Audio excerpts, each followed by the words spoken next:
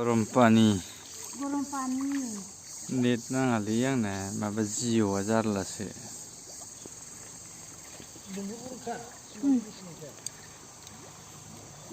दै गोदौनाय गरम पानिनि नै ख्लम ख्लम होनबाय थायो सोलाय सोलाय गोदौना बेयाव गैया माथो दानि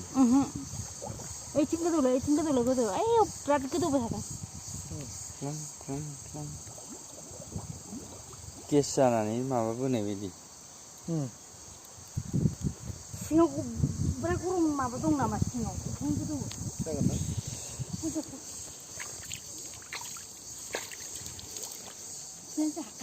इनारजोंसो लाजिलांबाय दे ओइ दलाव माबा हैनांगौ फेननियाव देहर आं खेबनि हो खेबसे भिडिअ' बानायथिंनानै